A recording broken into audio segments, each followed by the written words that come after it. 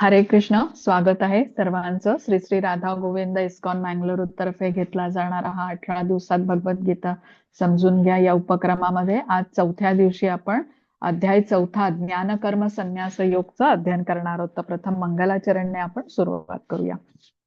हरे कृष्ण. ओम अज्ञानतिमिरान्धस्य ज्ञानाञ्जनशलाकया चक्षुरुन्मिलितं येन तस्मै श्रीगुरवे नमः. श्रीचैतन्यमनोभीष्टं स्थापितं येन भूतले स्वयं रूप कदा मह्यं ददाति स्वपदान्तिकं. हे कृष्ण करुणा सिन्धो दीनबन्धो जगत्पते गोपेश गोपिका कान्त राधाकान्त नमोऽस्तुते. तप्त कांचन गौरांगी राधे वृंदावनेश्वरी वृषभानुसुते देवी प्रणमामि हरिप्रिये. नमः ओम विष्णुपदाय कृष्णप्रेष्ठाय भूतले श्रीमते भक्तिवेदांत स्वामिन् इति नामिने. नमस्ते सारस्वते देवे गौरवाणी प्रचारिणे निर्विशेष शून्यवादी पाश्चात्य देशतारिणे. जय श्री कृष्ण चैतन्य प्रभु नित्यानंद श्री अद्वैत गदाधर श्रीवासादि गौर भक्त वृंद. हरे कृष्णा कृष्ण कृष्ण हरे हरे हरे राम राम राम हरे हरे. हरे कृष्ण. सर्वांना स्वागत आहे सर्वांचं. सर्वात प्रथम आपण श्रीला प्रभुपाद यांना साष्टांग प्रणाम करूया, ज्यांनी आपल्यासाठी ही भगवद्गीता लिहून ठेवली आणि त्यांनी भगवद्गीतेचं हे ज्ञान आपल्याला एवढ्या साध्या आणि सोप्या भाषेमध्ये समोर ठेवलं, त्यामुळे हे ज्ञान आपण ग्रहण करू शकलो. तसंच इस्कॉन मँगलोरचे अध्यक्ष नामानिष्ठ दास प्रभूजी यांना सादर प्रणाम करूया, ज्यांनी हा अभ्यासक्रम आपल्यासाठी बनवला, झूमच्या द्वारे उपलब्ध करून दिला आणि त्यामुळे घरी बसल्या या संधीचा आपण लाभ घेऊ शकलो. अन्वया माताजींना प्रणाम करते, ज्यांनी मला भगवद्गीता शिकवली, श्लोकांचा अर्थ समजावून सांगितला. तसंच मी माझा अभ्यास वाढावा यासाठी माताजी मला सतत प्रोत्साहन देत असत. उपस्थित असणाऱ्या सर्व भक्तांना सादर प्रणाम. योजना माताजी, संजना माताजी ज्या इतकी सुंदर सेवा देत आहेत त्यांनाही सादर प्रणाम. आणि टेक्निकल टीमचे विशेष धन्यवाद, ज्यांच्या सहकार्याशिवाय आपल्याला हा वर्ग घेणं शक्य होत नसतं. म्हणजे इथे आम्ही समोर जरी दिसत असलो तरी आमच्या मागे एक टेक्निकल टीम असते इस्कॉनची, जी ही सर्व कार्य करत असते. तर त्यांचेही विशेष धन्यवाद. तर आज आपण अध्याय चौथा बघतो आहे, ज्ञान कर्म संन्यास योग. आता काल मी तुम्हाला सांगितलं होतं योग म्हणजे काय, तर कृष्णांच्या बरोबर जोडून घेण्याला योग म्हणतात. आता इथे तुम्हाला नाव दिसतंय बघा, ज्ञान कर्म संन्यास योग. तर ज्ञान घेऊन कर्म संन्यास म्हणजे कर्माचा संन्यास नाहीये, कर्म फळाचा संन्यास आहे. तर ज्ञान घेऊन जेव्हा कर्माचं फळ आपण कृष्णांना अर्पण करतो, त्याद्वारे आपण जेव्हा कृष्णांच्या बरोबर जोडून घेतो, त्यावेळेला हा ज्ञान कर्म संन्यास योग होतो. आणि दुसरं नाव काय दिलेलं आहे याला, दिव्य ज्ञान असंही दिलेलं आहे. दिव्य ज्ञान का म्हटलेलं आहे, कारण हे ज्ञान आत्म्याबद्दलचं ज्ञान आहे, परमेश्वराबद्दलचं ज्ञान आहे. ह्यांचा आपापसातला जो संबंध आहे त्या परस्पर संबंधाविषयीचं ज्ञान आहे. आणि दिव्य का आहे हे ज्ञान, कारण हे ज्ञान आपल्याला शुद्ध करतं, मुक्ती देणारं असतं, त्यामुळे हे ज्ञान दिव्य म्हटलेलं आहे. आता श्री श्री राधा गोविंदांच्या चरणी आपण प्रथम प्रणाम करूया, प्रार्थना करू त्यांच्याकडे की आपल्याला कृष्ण भक्ती प्राप्त होवो. रोज आपण एकत्रित जे जमतो आहे ते त्यांच्या आनंदासाठी जमतो आणि इथे भगवद्गीतेच्या अध्यायांचं अध्ययन करत आहोत. तर त्यांचे आशीर्वाद घेऊन आपण पुढे जाऊया.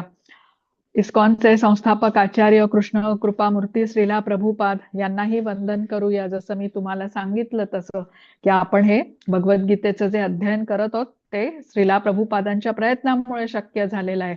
भगवद्गीता जशी आहे तशी या पुस्तकामधले अनुवाद आणि तात्पर्य हे श्रीला प्रभुपाद यांनी आपल्या समोर लिहून ठेवली, त्यामुळे हे कृष्ण आणि अर्जुन यांच्यामधला हा जो संवाद आहे तो आपण अगदी साध्या सोप्या भाषेमध्ये समजून घेऊ शकतोय.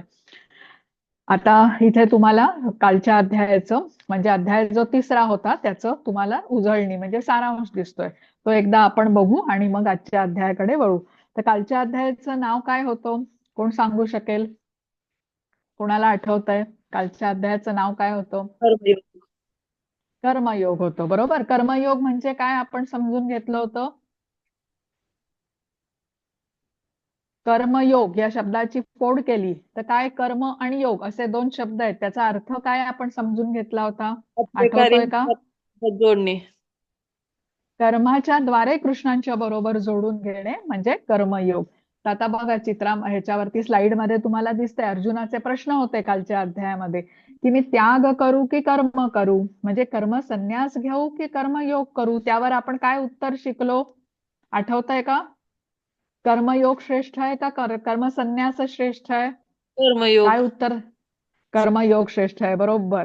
आता दुसरा प्रश्न काय होता की निष्काम कर्म करू की ज्ञानयोग करू, त्यावर कृष्णांनी काय उत्तर दिलं? ज्ञानयोग. नाही, निष्काम निष्काम कर्मयोग कर्म. श्रेष्ठ आहे. हा, निष्काम कर्मयोग जास्त श्रेष्ठ आहे. आज आपल्याला अजून व्यवस्थित समजेल निष्काम कर्मयोग का श्रेष्ठ आहे, ते आपण आजच्या अध्यायात पण समजून घेऊया. मग त्यानंतर कर्मकांडापासून कर्मयोगापर्यंत कृष्ण घेऊन आले अर्जुनाला. कर्मयोग म्हणजे कृष्णांनी काय सांगितलं, माझ्या संतोषार्थ कार्य कर, त्यामुळे कर्मबंधनात तू अडकणार नाहीस. आठवतो ना श्लोक तो, तिसऱ्या अध्यायातला 9वा श्लोक होता बघा, यज्ञार्थात कर्मणोऽन्यत्र लोकोऽयं कर्म बंधना तदर्थम कर्म कौंतेय मुक्त संग समाचर. म्हणजे तू सर्व कर्म यज्ञ म्हणून माझ्या संतोषार्थ कर किंवा श्री विष्णूंच्या प्रित्यर्थ कर असं म्हणाले होते. अन्यथा ती सर्व कर्म, सगळ्यांनी आपला माईकची जरा काळजी घ्या आणि कोहोस्ट जरा बघा बरं, जे कोणाचा अनम्यूट झाले असतील तर त्यांना प्लीज म्यूट करा. केलं माताजी, हा केलं. म्हणजे थँक्यू. तर कृष्ण काय म्हणाले होते की जर का तुम्ही माझ्या प्रित्यर्थ कर्म केलं नाही तर ती कर्म तुम्हाला बंधनास कारणीभूत ठरतील. आपण माझ्या संतोषार्थ जेव्हा कार्य करशील, कर्म करशील, तर त्यावेळेला कर्मबंधनातून तू मुक्त होशील. म्हणून म्हटलं होतं मुक्त संग समाचर. आता अर्जुनाचं युद्ध न करण्याचं एक कारण त्याने काय दिलं होतं, कौटुंबिक परंपरा नष्ट होतील. मग अर्जुनाच्या या कारणावरती कृष्णांनी कालच्या अध्यायामध्ये त्याला ज्ञान दिलं होतं. तर कृष्ण काय म्हणाले, जेव्हा तू तुझी कर्तव्य पार पाडशील व्यवस्थितपणे तर कौटुंबिक परंपरा नष्ट होणार नाहीत. कारण जेव्हा तू कर्तव्य पालन केलंस तर तुझा आदर्श इतरांच्या समोर राहील आणि समाजातले सर्वच जण जेव्हा अशा प्रकारे आपापली विहित कार्य पार पाडतील तेव्हा सर्वत्र धर्मच नांदेल, म्हणजे सुख, समाधान आणि धर्माचं राज्य असेल. पण जेव्हा तू कर्तव्य करणार नाहीस तेव्हा तुझं उदाहरण इतरांच्या समोर राहील आणि तेही कर्तव्यापासून मागे हटतील, तेव्हा मात्र अधर्म होईल आणि त्यामुळे कौटुंबिक परंपरा नष्ट होतील, अन्यथा होणार नाहीत. आता त्याच्यानंतर कृष्णाला प्रश्न विचारला अर्जुनाने की माझा सगळ्यात मोठा शत्रू कोण आहे, जो मला माझी कर्तव्य करण्यापासून थांबवतोय. अशी कुठली गोष्ट असते की जी पापकर्म करण्यास मला जणू बलपूर्वक धक्का देते, मला माझी कर्तव्य करण्यापासून कोण थांबवतो? तर कृष्णाने उत्तर काय दिलं होतं, सर्वात मोठा शत्रू हा काम आहे. मग हा काम कुठे राहतो म्हणून आपण समजून घेतलं होतं, आठवतं का तुम्हाला? आता हा जो काम आहे, आपण म्हटलं आपला सगळ्यात मोठा शत्रू आहे, तर हा शत्रू वास कुठे करतो आपल्यामध्ये हे जाणून घेणं पण आवश्यक आहे ना. तर हा काम कुठे राहतो सांगा बरं, कोणाला लक्षात आहे? 3 ठिकाणी राहतो हा. हरे कृष्ण, सांगा बरं, कोणाला आठवतंय काम कुठे वास करतो? इंद्रिय, इंद्रिय, मन. बुद्धी हा, आणि आणि मन. तिसरं मन. मन. बरोबर, हरी बोल, करेक्ट. हा, तर इंद्रिय, मन, बुद्धीमध्ये वास करतो. दुर्जयी शत्रू म्हटलंय तर दुर्जयी शत्रू बद्दल सगळं माहिती करून घेणं आपल्याला आवश्यक आहे, तेव्हाच त्याच्यावर आपण विजय प्राप्त करू शकतो. तर इंद्रिय, मन आणि बुद्धी या ठिकाणी हा काम वास करतो आणि आपली आध्यात्मिक प्रगती होऊ देत नाही, आपल्याला भौतिकामध्येच प्रवृत्त करतो, इंद्रिय उपभोगामध्ये. तर ज्या वेळेला इंद्रिय, मन आणि बुद्धी आपण कृष्णांच्या बरोबर जोडून घेतो तेव्हा मात्र हा काम आपण नियंत्रणामध्ये करू शकतो. आता हे आपल्याला कळतं कसं की इंद्रिय, मन आणि बुद्धी कृष्णांबरोबर आपल्याला जोडायला हवी. दुर्जय शत्रूचा पराजय करण्यासाठी आपल्याला इंद्रिय, मन, बुद्धी कृष्णांबरोबर जोडून घ्यायला पाहिजे, हे आपल्याला ज्ञानाद्वारे कळतं. म्हणून भक्तीला जेव्हा ज्ञानाची जोड मिळते तेव्हा आपली आध्यात्मिक प्रगती शीघ्र गतीने होऊ शकते. हा, बुद्धीला कृष्ण भावनेत जेव्हा व्यक्ती जोडून घेतो ना तर त्यावेळेला तो ज्ञानयोग म्हटला जातो. आता आपली कर्म आहेत, कर्माने आपण काय करतो, आपली इंद्रिय आहेत म्हणजे इंद्रियांच्या द्वारे आपण कर्म करतो ना. तर ज्या वेळेला इंद्रिय आपण जोडून घेतो कृष्णांच्या बरोबर तेव्हा तो कर्मयोग होतो. ज्यावेळेला बुद्धीला जोडतो आपण कृष्णांच्या बरोबर तर त्यावेळेला तो ज्ञानयोग होतो आणि जेव्हा मनाला जोडतो कृष्णांच्या बरोबर तेव्हा तो ध्यानयोग होतो. तर आज आता आपण आजच्या अध्यायाकडे ज्ञान कर्म संन्यास योग असं म्हटलेलं आहे बघा. तर आजच्या अध्यायामध्ये कृष्ण काय सांगणार आहेत आपल्याला, की गीतेचं ज्ञान हे आपण गुरु शिष्य परंपरेतून घेतलं पाहिजे असं कृष्ण म्हणालेत. म्हणजे अधिकृत गुरूंकडूनच ज्ञान घेण्याचं महत्व आहे. ते का, हे आपण आज समजून घेऊया. त्याच्यानंतर वर्णाश्रम पद्धतीबद्दल कृष्ण आपल्याला आजच्या अध्यायामध्ये सांगतात. त्या वर्णाश्रम पद्धतीचं महत्व समजावून सांगतात. त्यानंतर कर्मफळाची आसक्तीचा आपल्याला त्याग केला पाहिजे, म्हणजेच कर्मयोगाबद्दल आपल्याला अजून पुढचं ज्ञान देतात कृष्ण, जे केल्याने आपल्याला दिव्य ज्ञान प्राप्त होऊ शकतं असं म्हणालेत कृष्ण. आणि शेवटी आपण जाणून घेणार आहोत की परंपरेमध्ये म्हणजे गुरु शिष्य परंपरेमध्येच ज्ञान आपल्याला घेणं का आवश्यक आहे, गुरूंचा आश्रय आपल्याला का घेतला पाहिजे, गुरूंचं महत्व आपल्या जीवनामध्ये का आहे, हे आपण आजच्या अध्यायामध्ये समजून घेऊया.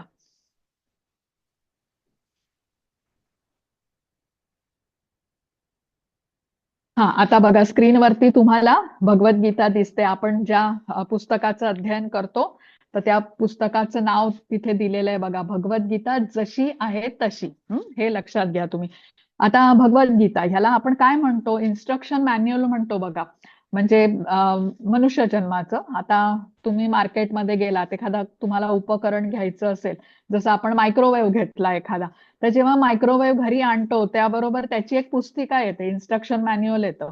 आणि या पुस्तकामध्ये लिहिलेलं असतं ना, सगळ्या सूचना लिहिलेल्या असतात, सर्व माहिती त्या उपकरणाबद्दल दिलेली असते, की वापरताना कुठली काळजी घ्यायची, कुठल्या गोष्टी करायच्या, कुठल्या टाळायच्या, या सगळ्या माहिती त्या सूचना पुस्तिकेमध्ये दिलेली असते. तसंच हा मायक्रोवेव्ह वापरण्याच्या पूर्वी आपल्याला ही माहिती वाचली पाहिजे. ज्या वेळेला आपण न वाचता असं एखादं उपकरण वापरतो ना, मग तो योग्य पद्धतीने वापरलं नसल्यामुळे त्याच्यामध्ये बिघडू शकतं ते. तर त्यासाठी हे इन्स्ट्रक्शन मॅन्युअल आपल्याला काळजीपूर्वक वाचायला पाहिजे आणि ते योग्य ठरतं. तसंच आता ही भगवद्गीता आपण काय म्हटलं, मनुष्य जीवनाचं इन्स्ट्रक्शन मॅन्युअल आहे. मग आता हा मनुष्य जन्म याबद्दल आपल्याला सर्व काही माहिती नसते, तर ही माहिती आपल्याला भगवद्गीता करून देते, की हा मनुष्याचा जन्म महत्वाचा का आहे, आपलं स्वरूप काय आहे, आपण इथे या शरीरामध्ये का आहोत, ईश्वर कोण आहेत, मग त्यांचं आपलं काय नातं आहे, मृत्यूनंतर आपण कुठे जाणार, किंवा आता मनुष्य देह जो आपल्याला मिळालेला आहे या जन्माने आपल्याला गाठायचं उद्दिष्ट काय आहे. आता हे अशा अनेक गोष्टींवरती भगवद्गीता आपल्याला ज्ञान देते. तर जसा गाडीचा चालक असतो किंवा आपण विमानाने प्रवास करतो कधी कधी, तर तो पायलट असतो, हा व्यवस्थितपणे प्रशिक्षित जर का असेल ना, तो आपल्याला योग्य ठिकाणी आपल्या गंतव्याच्या ठिकाणी नेऊन सोडतो. तसंच कालच्या अध्यायामध्ये आपण शरीराचा रथ पाहिला होता बघा, शेवटी एक स्लाइड होती शरीराचा रथ. त्या रथाचा प्रवासी कोण होता, आत्मा होता. आणि ह्या आत्म्याच्या गंतव्यस्थानी त्याला जर का पोचवायचं असेल, आत्म्याचं गंतव्यस्थान हे कुठलं आहे, भगवत धाम आहे. तर त्यासाठी मनुष्याचं शरीर हे एक माध्यम आहे आणि ह्या माध्यमाच्या द्वारेच या मनुष्य देहाचेच आपण ह्या आपल्या आत्म्याला भगवत धामापर्यंत घेऊन जाऊ शकतो. आणि ते घेऊन जाण्यासाठी हे जे दिव्य ज्ञान आहे ते आपल्याला उपयोगी पडतं. आता दुसरी महत्वाची गोष्ट म्हणजे काय, की भौतिक जगामध्ये सर्व गोष्टी या काळाच्या अधीन असतात. म्हणजे काय, त्या नाश पावतात. मोठी मोठी साम्राज्य असतात बघा, ती पण लोप पावतात. टेक्नॉलॉजीचं उदाहरण घ्या तुम्ही, सतत बदलत असते. कॅमेरा म्हणा, मोबाईल फोन्स म्हणा, गाड्या म्हणा, या आउटडेटेड होतात. नवीन नवीन मॉडेल्स त्यांची येत राहतात सतत. पण भगवद्गीता हा असा ग्रंथ आहे की ज्यामध्ये हे जे ज्ञान दिलेलं आहे ना, ते आजही अचूक आहे. काळाच्या प्रभावाखाली ते नाहीये. आता काळाचा प्रभाव कुठल्या गोष्टीवरती होत नाही, तर ज्या गोष्टी आध्यात्मिक स्वरूपाच्या असतात ना त्याच्यावरती काळाचा प्रभाव होत नाही. तर भगवद्गीता ही साक्षात श्रीकृष्णांची दिव्य वाणी आहे, म्हणूनच ती अविनाशी आहे, अव्ययी आहे आणि कालातीत आहे. कालातीत, कालाच्या अतीत, म्हणून कालातीत असं म्हटलेलं आहे. आणि आज 21व्या शतकातही त्यातलं ज्ञान हे अचूक आहे. तर हे आपण इथे समजू शकतो. हा, हरे कृष्ण. वाचा माताजी. योजना हरे माताजी कृष्ण. आणि संजना माताजी मग अनुवाद वाचतील. हरे कृष्ण. श्री भगवान एकच मिनिटं, माताजी कोणाचा तरी आवाज येतोय. या मोनाली हो हो. माताजी अनम्यूट होत आहेत. हा माताजी, जरा काळजी घ्या. मोनाली माताजी, आपला माईक म्यूट ठेवा. हरे कृष्ण. श्री भगवानुवाच इमं विवस्वते योगं प्रोक्तवाहनमव्ययम् विवस्वान्मनवे प्राह मुनिरिक्ष्वाकवे ब्रवीत्. हरे कृष्ण. हरे कृष्ण. दंडवत माताजी. हरे कृष्ण. हरे कृष्ण. भगवान श्रीकृष्ण म्हणाले, मी या अव्ययी योग विद्येचा उपदेश सूर्यदेव विवस्वानाला केला. विवस्वानाने तो उपदेश मानव जातीचा जनक मनुला केला आणि मनुने तो इक्ष्वाकुला केला. हरे कृष्ण. हरे कृष्ण. आता इथे म्हटलेलं आहे भगवद्गीतेचा इतिहास. तर आता ह्या श्लोकांच्या द्वारे आपण पहिल्या काही श्लोकांच्या द्वारे भगवद्गीतेचा इतिहास समजून घेऊया की भगवद्गीता किती प्राचीन आहे. आपण महत्व तर जाणून घेतलं की 21व्या शतकातही ती अचूक आहे, तर ती किती प्राचीन आहे हे आपल्याला समजतं. तर या श्लोकामध्ये कृष्ण काय म्हणाले की त्यांनी हे ज्ञान सूर्यदेव विवस्वानला दिलं. तर सूर्यदेव हे एक पद आहे, जसं पंतप्रधान हे एक पद आहे आणि कालांतराने पंतप्रधान जसे बदलत राहतात तसंच वर्तमान युगातला सूर्यदेवचं नाव आहे विवस्वान. तर सूर्य हा ग्रहांचा राजा आहे आपल्याला माहिती आहे आणि हा कशावरती सूर्य ग्रहावरती राज्य करतो. सर्व इतर ग्रहांना उष्णता आणि प्रकाश देतो. तसं सूर्यदेव हा कृष्णाच्या आदेशाचं पालन करीत असतो आणि राजाच असल्याने त्याचं सामर्थ्य आणि तेज ही अतिशय म्हणजे मोठं आहे. तर हा जो सूर्यदेव आहे हा भगवंतांचा नेत्र म्हटला जातो. म्हणजे य चक्षुरेषा सविता असं म्हटलेलं आहे भगवद्गीतेमध्ये. तर अशा या सूर्यदेव विवस्वानला कृष्णांनी आपला प्रथम शिष्य बनवला आणि हे भगवद्गीतेचं ज्ञान समजावून सांगितलं. आता राज्य योग्य प्रकारे करता यावं म्हणून राजाला हे ज्ञान समजून घेणं भगवद्गीतेचं खूप आवश्यक आहे. कारण जेव्हा राजा हे ज्ञान प्राप्त करतो तेव्हा राजाच्या द्वारे ते प्रजेपर्यंत पण पोहोचतो. पूर्ण भगवद्गीतेचा उपदेश तो आपल्या प्रजेला सांगू शकतो आणि सर्वच जण अशा प्रकारे जेव्हा भगवद्गीतेचा उपदेशाचं पालन करतात तेव्हा सुव्यवस्थितपणे राज्य चालू शकतं. तर आता इथे गीतेचा इतिहास आपल्याला समजतोय आणि कृष्ण या श्लोकामध्ये म्हणतायत की हे ज्ञान त्यांनी प्रथम सूर्यदेव विवस्वानला दिलं. विवस्वानने हे ज्ञान त्याचा पुत्र मनु आणि मनुने हे ज्ञान पुढे इक्ष्वाकुला दिलं. आता पुढचा श्लोक बघू आपण. हरे कृष्ण. एवं परंपरा प्राप्त इमं राजर्षयो विदुः सकाले नेह महता योगो नष्टः परन्तप. हरे कृष्ण. हरे कृष्ण. याप्रमाणे हे परमश्रेष्ठ विज्ञान गुरु शिष्य परंपरेद्वारे प्राप्त करण्यात आले आणि राजर्षींनी ते त्याच पद्धतीने जाणून घेतले. पण काळाच्या ओघामध्ये ही परंपरा खंडित झाली आणि म्हणून हे विज्ञान आपल्या यथार्थ रूपात लुप्त झाल्यासारखे दिसते. हरे कृष्ण. हरे कृष्ण.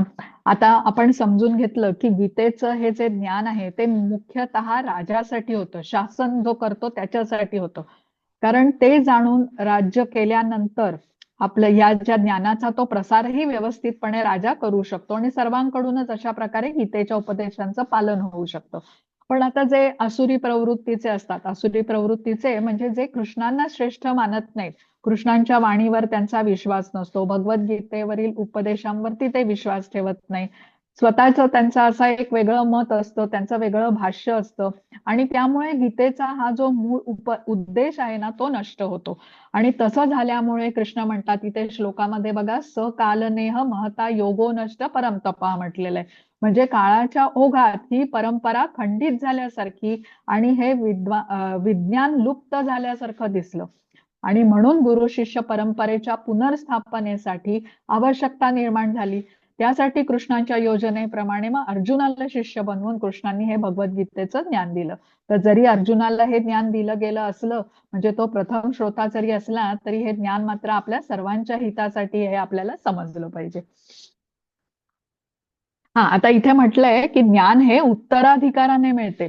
आता भगवद्गीतेचं ज्ञान हे गुरु शिष्य परंपरेतूनच आपल्याला घ्यायला हवं. याचं महत्व काय हे आपल्याला इथे समजून घ्यायचंय.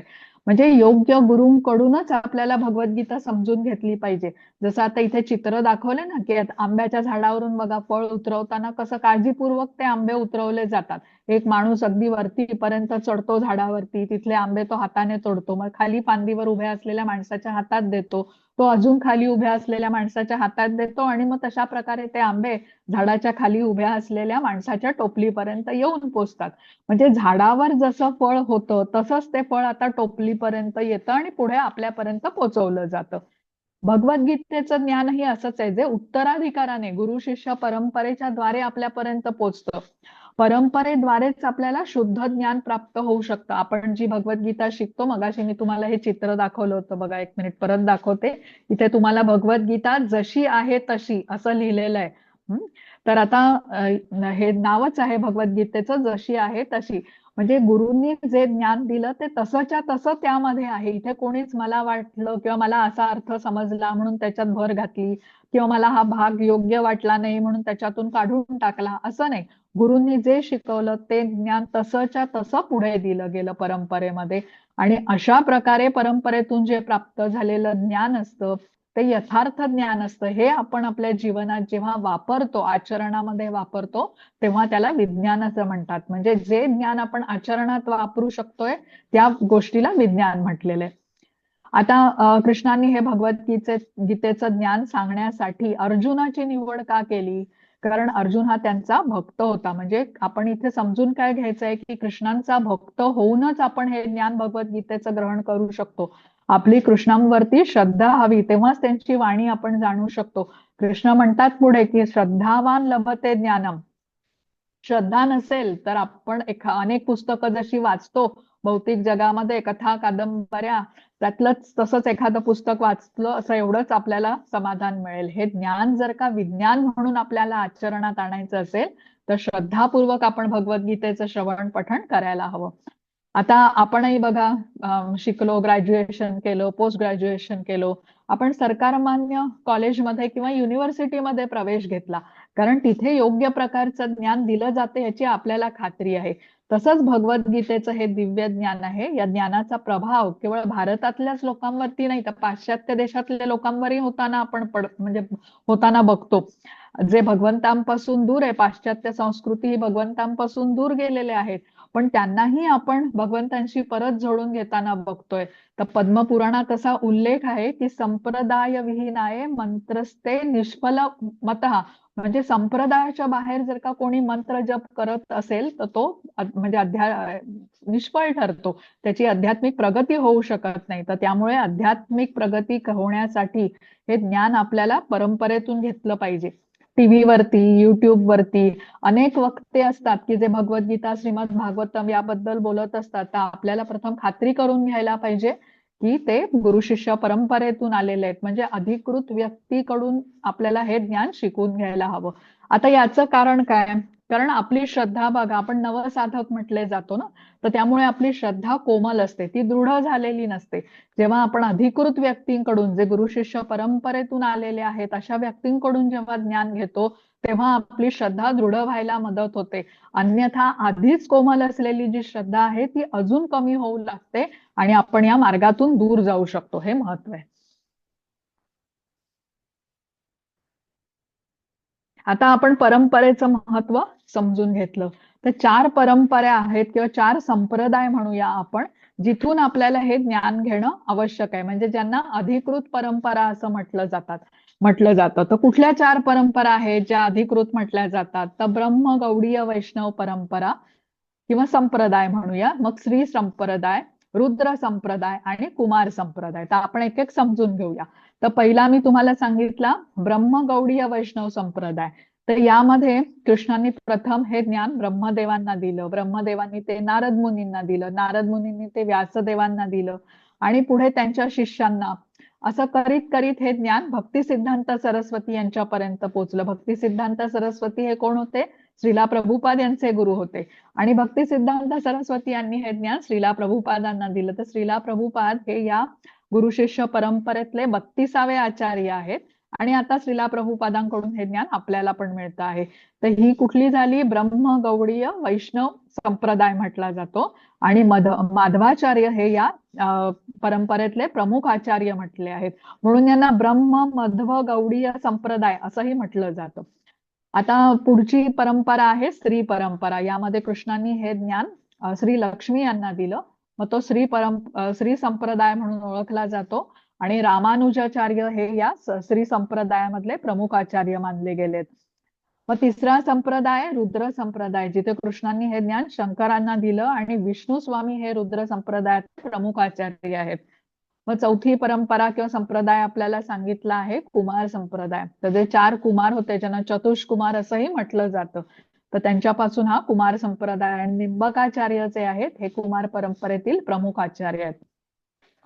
तर ही जी इस्कॉनची परंपरा किंवा संप्रदाय आहे, तुम्ही म्हटलं ब्रह्म मध्व गौडीय वैष्णव संप्रदाय. आणि भगवद्गीता जशी आहे तशी या ग्रंथाचं जे अध्ययन करीत आहोत ते या संप्रदायाखाली आपण करतो आहे. आणि गुरु शिष्य परंपरेतून प्राप्त झालेलं हे ज्ञान कसं आहे, यथार्थ ज्ञान आहे. आणि असं यथार्थ ज्ञानच आपल्यामध्ये परिवर्तन घडून आणू शकते. आता अमेरिकेमध्ये बघा अनेक भाष्य होती किंवा टीका होत्या, पुस्तकं होती म्हणूया भगवद्गीतेवर आधारित. आणि अशा पुस्तकांचा काही प्रभाव पडला नाही तिथल्या लोकांवरती. पण श्रीला प्रभुपाद यांची भगवद्गीता ज्या वेळेला तिथे पोचली, 4 वर्षामध्ये तिथल्या लोकांमध्ये किती बदल घडून आले. त्यांच्या सवयी, त्यांचे कपडे, त्यांचे आहार, विचार, ह्या सगळ्या गोष्टींवरती पुस्तकाचा अभ्यासाने परत झाला.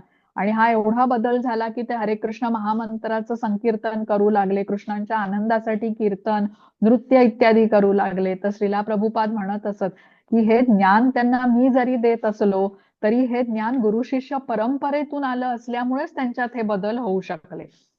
आता पुढचा बघूया आपण. हरे कृष्ण. संजना माताजी. हो, हरे कृष्ण माताजी. आपण माझे समकालीन आहात. श्लोक 4. अर्जुन म्हणाला, सूर्यदेव विवस्वान हा जन्माने तुमच्यापेक्षा श्रेष्ठ आहे, म्हणून प्रारंभी तुम्ही या विज्ञानाचा उपदेश त्याला सांगितला, हे मी कसे जाणावे? हरे कृष्ण. हरे कृष्ण. आता अर्जुन इथे प्रश्न विचारतोय की कृष्ण तुम्ही म्हणता की अनेक वर्षांपूर्वी तुम्ही हे भगवद्गीतेचं ज्ञान सूर्यदेव विवस्वानला दिलं, पण तुम्ही तर इथे माझ्या समोर आहात, आपण समकालीन आहोत. मग मी हे कसं मानू की तुम्ही सूर्यदेव विवस्वानला अनेक वर्षांपूर्वी हे ज्ञान दिलं? आता इथे समजून घेऊया की अर्जुन हा प्रश्न का विचारतोय.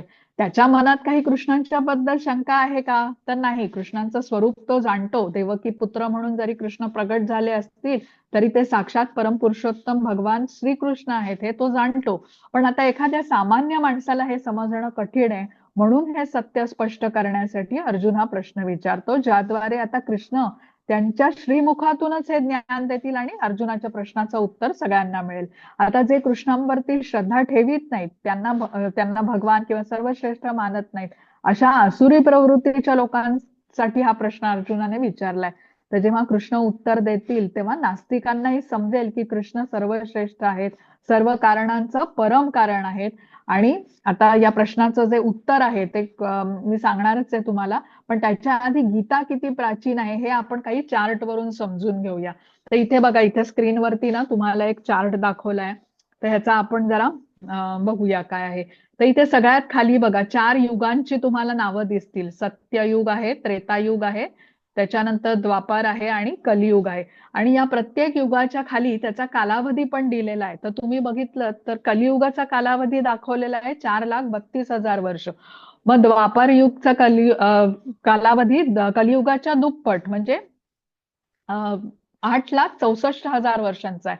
त्रेतायुगाचा कालावधी कलियुगाच्या तिप्पट म्हणजे 12,96,000 वर्षांचा आहे. आणि कलियुगाच्या चौपट सत्ययुगाचा कालावधी 17,28,000 वर्षांचा आहे. बघा, आता ही 4 युग झाली. तर त्या कलियुगाला आपण गणित सोडवताना बघा एक्स मानतो ना, तर कलियुगाला जर का एक्स मानलं तर द्वापरयुग त्याच्या दुप्पट म्हणून 2x झालं, त्रेतायुग तिप्पट म्हणून 3x झालं आणि सत्ययुग चौपट म्हणून 4x झालं. आता ह्या 4ही युगांची बेरीज केली म्हणजे x + 2x + 3x + 4x, तर एकूण झाली 10x. आणि 10x मिळून या सगळ्यांची जर का तुम्ही बेरीज केली म्हणजे 4,32,000 गुणिले 10 तर 43,20,000 वर्ष होतात. आता हा जो पूर्ण कालावधी आहे 43,20,000 वर्षांचा, यांना मिळून एक दिव्य युग म्हटलं जातं. या 4 युगांना मिळून जो कालावधी असतो त्याला एक दिव्य युग म्हटलं जातं. आणि जेव्हा अशी 71 दिव्य युग होतात, बघा इथे पुढची स्टेप आहे, तर त्याला मन्वंतर म्हटलं जातं. बघा समजलं का? 4ही युग मिळून जो कालावधी आहे त्याला एक दिव्य युग. अशी जेव्हा 71 दिव्य युग होतात तेव्हा एक मन्वंतर, आणि जेव्हा 14 मन्वंतर होतात तेव्हा एक कल्प होतो. तर एक कल्प जो असतो ना, हा ब्रह्मदेवाचा एक दिवस मानला जातो. म्हणजे आपले पृथ्वीवरचे 12 तास असं म्हणूया. आणि तेवढीच मोठी त्या ब्रह्मदेवाची रात्र पण असते. म्हणजे 2 कल्प, एक कल्पाचा दिवस, एक कल्पाची रात्र, असे मिळून 2 कल्प हा त्यांचा कालावधी झाला. आता एक कल्पामध्ये आपण किती बघितले? 14 मन्वंतर आहेत आणि एका मन्वंतरामध्ये 71 दिव्य युगांचा समावेश आहे. आता आपण पुढचं बघूया. ब्रह्मदेवाच्या जीवनावरती इथे आपल्याला माहिती दिलेली आहे. आता म्हटलेलं आहे की हे जे आत्ताचे ब्रह्मदेव आहेत ना, तर ते 100 वर्षांचे, 100 वर्ष हे त्यांच्या हिशोबाने 100 वर्ष हा त्यांचं आयुष्य असतं. आणि आत्ताचे जे आहेत ते 50 वर्ष त्यांना पूर्ण झालेली आहेत. तर त्यांच्या आयुष्याची गणना इथे दाखवलेली आहे. आणि जर का शेवटी तुम्ही बघितलं तर हे 155.522 ट्रिलियन इयर्स एवढी ब्रह्मदेवाची आयु झालेली आहे आता. 50 वर्ष त्यांची संपलेली आहेत. तर हे आपल्याला इथे कॅल्क्युलेशन दाखवलंय. हे कॅल्क्युलेशन लक्षात ठेवण्याची आवश्यकता नाहीये. आपण इथे का बघतोय? भगवद्गीतेचा इतिहास बघतोय. भगवद्गीता किती प्राचीन आहे हे समजून घेण्याचा प्रयत्न करतोय. त्यासाठी हे कॅल्क्युलेशन आपण बघतोय. आता आपण मनूचं जीवन बघूया. आणि मनूचं जीवनाचं जेव्हा आपण कॅल्क्युलेशन करतो तेव्हा बघा इथे शेवटचं जर का तुम्ही अंक बघितलात तर 120.5331 मिलियन इयर्स एवढं हे मनूचं आहे. म्हणजे त्याच्या हिशोबाने. आता हा जो मनू आहे ना, आपण काय समजून घेतलं होतं? पहिला जो श्लोक होता बघा, त्याच्यात कृष्ण काय म्हणाले होते की या भगवद्गीतेचा उपदेश मी सूर्यदेव विवस्वानला केला. विवस्वानने तो उपदेश मानव जातीचा जनक मनूला केला आणि मनूने तो उपदेश त्याचा पुत्र म्हणजे पृथ्वीचा अधिपती इक्ष्वाकूला गेला. आता मनूची आयु आपण किती म्हटली? 120.5331 मिलियन इयर्स म्हणजे 120 दशलक्ष वर्षांची आहे. त्याच्या आधी भगवंतांनी म्हणजे कृष्णांनी हा भगवद्गीतेचा उपदेश विवस्वानला केलेला आहे. कारण मनू हा पुत्र आहे विवस्वानचा आहे. तर हे लक्षात घ्या. म्हणजे गीता 120 दशलक्ष वर्षांच्या पूर्वी विवस्वानला निश्चितपणे बोलली गेली होती. हे या कॅल्क्युलेशन वरून आपल्याला समजतं. आता गीता पृथ्वीवर कधी आली हे कॅल्क्युलेशन दाखवलंय. आता विवस्वान आहे, आता सूर्यलोकात आहे, पृथ्वी ग्रहावरती नाहीये. आणि विवस्वानने ही गीता मनूला सांगितली. मनूने त्याचा पुत्र राजा इक्ष्वाकूला सांगितली. तर आता ही कधी सांगितली होती? तर त्रेतायुगाच्या प्रारंभी सांगितली होती. आता त्रेतायुग आणि द्वापार युग मिळून किती झाले? 5x होते. म्हणजे 4,32,000 हा कलियुगाचा कालावधी आहे. गुणिले 5 म्हणजे 21,60,000 वर्ष. 21,60,000 वर्षामधून कलियुगाची इतकी वर्ष जर का निघून गेली तर आपण हे समजू शकतो की ही गीता 20 लाख वर्षांच्या पूर्वी पृथ्वीवरती आलेली आहे. तर हे 2 गोष्टी महत्वाच्या आहेत. पहिली आपण कुठली बघितली की गीता 120 दशलक्ष वर्षांच्या पूर्वी विवस्वानला बोलली गेली. आणि आता इथे समजून घेतलं की गीता ही 20 लाख वर्षांच्या पूर्वी पृथ्वीवरती आली. आता ब्रह्मदेवाचं शॉर्टमध्ये आयुष्य बघा तुम्ही. आता ब्रह्मदेवाचा एक दिवस 8.64 अब्ज वर्ष हा त्याचा एक दिवस आहे. बघा काय आपण कल्पनाच करू शकत नाही. आणि त्याचा एक सेकंद बघा किती आहे? 1 लाख वर्षांच्या एवढा. आता विचार करा या 1 लाख वर्षांमध्ये आपण आपली शरीरं किती वेळा बदलली असतील. त्यामुळे आपल्याला त्या जन्मांबद्दल काहीही स्मरण नाहीये. म्हणून अर्जुनाच्या प्रश्नाचं उत्तर देताना इथे कृष्ण म्हणतात की तुझे आणि माझे अनेक जन्म होऊन गेलेत. काय प्रश्न होता अर्जुनाचा? की तुम्ही तर इथे माझे समकालीन आहात, माझ्या समोर आहात, तर मी हे कसं मानू की तुम्ही अनेक वर्षांच्या पूर्वी सूर्यदेव विवस्वानला ही गीता सांगितली. तर त्यासाठी आपण हे कॅल्क्युलेशन बघितलं आणि अर्जुनाच्या प्रश्नाचं उत्तर देताना कृष्ण म्हणतात की तुझे आणि माझे अनेक जन्म होऊन गेले, पण त्या सर्व जन्माचं स्मरण मला आहे, स्मृती मला आहे, पण तू आठवू शकत नाहीस. तर या जगात साधारण जीवाला गत जन्माची स्मृती नसते, पण भगवंत कसे आहेत? त्यांचं स्वरूप दिव्य आहे. त्यांना सर्व गोष्टींचं स्मरण असतं. तर भगवंतांच्या बाबतीत सर्वच गोष्टी दिव्य स्वरूपाच्या असतात. पण भौतिक जगामध्ये जीवाचं स्वरूप हे तसं नसतं. त्यामुळे आपल्याला काही तासांपूर्वी काय गोष्टी आपण केल्या ह्याही आपण तशाच्या तशा सांगू शकत नाही. पण भगवंतांना मात्र अनेक जन्माची स्मृती असते हे आपल्याला समजून येतं. आता पुढची स्लाइड बघू आपण. हा, हरे कृष्ण. वाचा माताजी. हरे कृष्ण. अजोऽपि सन्नव्ययात्मा भूतानामीश्वरोऽपि सन् प्रकृतिं स्वामधिष्ठाय सम्भवाम्यात्ममायया. हरे कृष्ण. हरे कृष्ण. मी जरी अजन्म आहे आणि माझ्या दिव्य शरीराचा कधीच नाश होत नाही आणि मी जरी सर्व प्राणी मात्रांचा ईश्वर आहे तरी प्रत्येक युगायुगात मी माझ्या मूळ दिव्य रूपात अवतीर्ण होत असतो. हरे कृष्ण. हरे कृष्ण. आता या श्लोकामध्ये दोन महत्वाच्या गोष्टी आपल्याला कृष्ण सांगतात. पहिला बघा, अजोपी म्हटलेले. अजोपी म्हणजे काय? मी अजन्म आहे, पहिलंच वाक्य आहे. आता अजन्म, जसं आता आपला आत्मा अजन्म आहे, कारण आत्म्याला काय जन्मही नाही आणि मृत्यूही नाही.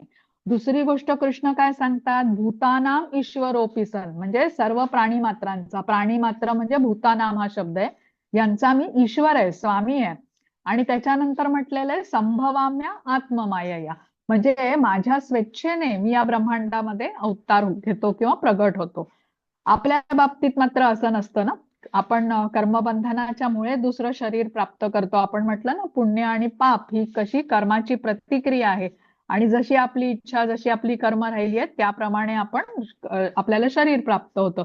बघा, आपल्यापैकी कोणी आपले आई वडील निवडलेत का? कुठल्या देशामध्ये, कुठल्या शहरामध्ये आपला जन्म होणार हे आपण ठरवू शकतो का? आता मनुष्य शरीर जरी मिळालं तरी ते निरोगी असणार का व्याधीग्रस्त असणार? आपण धनाढ्य असणार का आपण निर्धन असणार? सौंदर्यवान असणार की नाही? या सर्व गोष्टी हे आपण ठरवू शकत नाही. या गोष्टी किंवा पुण्यकर्मांच्या प्रतिक्रिया म्हणून प्राप्त होत असतात. म्हणतात ना, पूर्वजन्म कृतम पापम व्याधी रूपेण बाध्यते आणि पूर्वजन्म अर्जित पुण्यम अग्रे धावती धावती. तर जशी आपली पापकर्म पुण्यकर्म असतात त्याप्रमाणे आपल्याला हे मिळत असतं. पण भगवंतांचं कसं आहे? ते स्वेच्छेने अवतार घेतात. त्यांची इच्छा असेल तेव्हा ते प्रगट होतात. त्यांचं कार्य संपलं, त्यांच्या लीला संपल्या की मग ते आपल्या धामी म्हणजे गोलोकधामामध्ये परत जातात. आता पुढचा श्लोक बघू. हरे कृष्ण माताजी. हरे कृष्ण. यदा यदा हि धर्मस्य ग्लानिर्भवति भारत अभ्युत्थानमधर्मस्य तदात्मानं सृजाम्यहम्. हरे कृष्ण. हरे कृष्ण. जेव्हा कधी धर्मचरणाचा ऱ्हास होतो आणि अधर्माचे वर्चस्व होते तेव्हा हे भारतात मी स्वतः अवतीर्ण होतो. हरे कृष्ण. हरे कृष्ण. आता कृष्ण किंवा भगवंत आपल्या मूळ रूपात जसे आहे तसे स्वतःला प्रगट करू शकतात. आपण म्हटलं ना, त्यांच्या बाबतीत सगळंच काही दिव्य असतं. त्यांच्या इच्छेनुसार ते अवतार घेतात. आता कधी अवतार घेतात? तर जेव्हा इथे म्हटलेलं आहे अधर्माचं वर्चस्व होतं, वास्तविक धर्माचा जेव्हा लोप होतो तेव्हा भगवंत त्यांच्या इच्छेनुसार प्रकट होतात. जसं कंसाच्या वेळी परिस्थिती होती, हिरण्यकश्यपूच्या वेळी जी परिस्थिती होती, रावणाच्या वेळी सर्वत्र अधर्म पसरला होता, त्यावेळेला भगवंतांनी अवतार घेतला आणि पुनर्स्थापना केली धर्माची. तर चित्रामध्ये इथे जे दाखवलेलं आहे ना, हे वसुदेव आणि देवकी यांच्या विवाहानंतर रथातून ते घरी परत असतानाचा प्रसंग आहे. ज्यावेळेला अचानकपणे आकाशवाणी झाली की कंस त्यावेळेला रथ चालवत होता आणि आकाशवाणी झाली की कंसा देवकीचा 8वा पुत्र हा एक दिवस तुला ठार मारेल. तर कंस हा भोजकुळामधला अत्यंत पापी व्यक्ती होता. आकाशवाणी ऐकताच तो रागाने बेभान झाला आणि देवकीचे केस पकडून तिला रथातून खाली खेचून तिच्यावर आता हा तलवारीचा वार घालणार. तर तेवढ्यात मग वसुदेवाने शांत करण्यासाठी युक्तिवाद केला. श्रीमद भागवतमच्या 10व्या स्कंदामध्ये ते प्रसंग आहे तो. आणि तर इथे काय श्लोकामध्ये सांगितलंय की भगवंतांना विसरून जेव्हा प्राण्यासारखा पशुवत जीवन जगू लागतात ना लोक, त्यावेळेला हे सगळं पापचारण होतं, वाढतं, अधर्म पसरतो, त्यावेळेला भगवंत अवतार घेतात. आता पुढचा. हरे कृष्ण माताजी. हरे कृष्ण. परित्राणाय साधूनां विनाशाय च दुष्कृतां धर्म संस्थापनार्थाय संभवामि युगे युगे. हरे कृष्ण. हरे कृष्ण. भक्तांचा उद्धार करण्याकरता आणि दुष्टांचा विनाश करण्याकरता तसेच धर्माची पुनर्स्थापना करण्याकरता मी स्वतः युगायुगात प्रकट होतो. हरे कृष्ण. हरे कृष्ण. आता कृष्ण या श्लोकामध्ये त्यांचा अवतार घेण्याच्या मागचं कारण स्पष्ट करतात. आता पहिला शब्द आहे बघा श्लोकामधले 2 शब्द, परित्राणाय साधूनाम, म्हणजे काय? भक्तांचा उद्धार करण्याकरता विशेष करून ते अवतार घेतात. आता हे आसुरी वृत्तीचे जे लोक असतात ते भक्तांचा छळ करतात. जसा प्रल्हाद महाराजांचा छळ त्यांचे पिता हिरण्यकश्यपूकडून झाला, किंवा देवकी ही कंसाची बहीण होती, तिचा आणि वासुदेवाच्या पोटी कृष्णाचा जन्म होणार होता. तर त्यासाठी कंसाने या दोघांचाही छळ केला. तर या श्लोकामध्ये काय सांगितलंय की कृष्णाचा वध करण्यापेक्षा देवकीचा उद्धार करण्यासाठी कृष्ण अवतरित झाले, भक्तांचा उद्धार आणि मग दुष्ट असुरांचा नाश पण ते करतात. आता विचार करा, दुष्टांचा नाश करण्यासाठी भगवंत जिथे आहेत तिथूनच ते करू शकतात. भगवंतांचे प्रतिनिधी म्हणजे देवतांच्या रूपामध्ये इंद्र आहे, त्यांना सांगून आज्ञा देऊ शकतात, एवढी वर्षा घडवून आणू शकतात, सर्वत्र प्रलय होऊ शकतो, किंवा सूर्यदेवाला सांगू शकतात, एवढी प्रखर त्याच्या उष्म्याच्या तेजाने सगळं काही संपू शकतं. पण भगवंत मुख्यतः त्यांच्या भक्तांचा उद्धार करण्यासाठी इथे अवतीर्ण होतात किंवा अवतार घेतात. म्हणून म्हटलेलं आहे परित्राणाय साधूनाम. जसं आता प्रभू रामचंद्रांचा अवतार होता, तो भक्त हनुमानाला आनंद देण्यासाठी होता, माता सीतेचं रक्षण करण्यासाठी होता, माता कौसल्येला आनंद देण्यासाठी, शबरीचा उद्धार करण्यासाठी त्यांनी घेतला. रावणाचा अंत करणे हा प्रमुख उद्देश नव्हता त्या अवताराचा. तसंच कृष्णांनी आता कंस आहे, शिशुपाल आहे किंवा इतर अनेक असुर यांचाही नाश केला, पण त्यासाठी हा अवतार नव्हता. तर सर्व गोकुळवासी जे होते, माता यशोदा होती, गोपींच्या आनंदासाठी कृष्ण अवतरित झाले. तर भगवंत हे आपल्या भक्तांचा सेवाभाग बघून त्यांच्याकडे आकर्षित होतात आणि आपल्या भक्तांना प्रसन्न करण्यासाठी प्रगट होतात आणि त्यांच्या बरोबर अनेक लीला करतात, हे आपल्याला समजतं. आता पुढचा बघू, 9वा श्लोक. हरे कृष्ण माताजी. हरे कृष्ण. जन्म कर्म च मे दिव्यं यो वेत्ति तत्त्वतः त्यक्त्वा देहं पुनर्जन्म नैति मामेति सोऽर्जुन. हरे कृष्ण. हरे कृष्ण. हे अर्जुना, माझ्या जन्माचे आणि कर्माचे दिव्य स्वरूप जाणणारा मनुष्य देहत्याग केल्यानंतर या भौतिक जगतात पुन्हा जन्म न घेता माझ्या शाश्वत धामाची प्राप्ती करतो. हरे कृष्ण. हरे कृष्ण.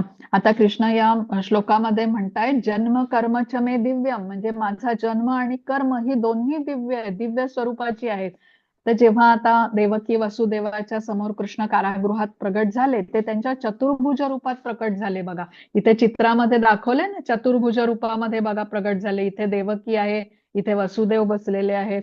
आणि कशा रूपामध्ये, तुम्ही ते चित्र बघितलं तर तुम्हाला दिसेल, पितांबर घातलेले, शंखचक्र गदा पद्म मुकुट धारण केलेले आणि सर्व अलंकारांच्या सहित अत्यंत अद्भुत अशा रूपामध्ये ते प्रगट झाले. आता आपल्यापैकी कोणी असं जन्माला येतं का?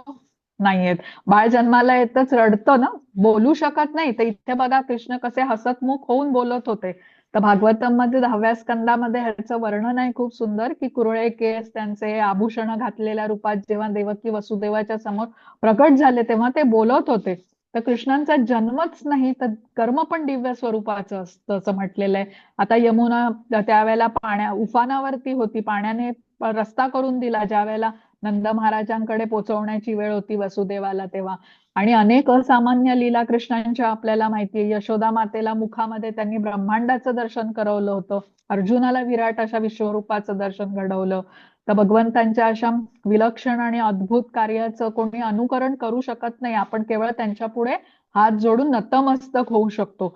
तर कृष्ण इथे तेच म्हणतात की जन्माचं आणि कर्माचं हे दिव्य स्वरूप जो जाणतो ना, तर तो देहांतर केल्यानंतर परत इथे जन्म घेत नाही, पुन्हा जन्म न घेता माझ्या शाश्वत धामाची तो प्राप्ती करतो.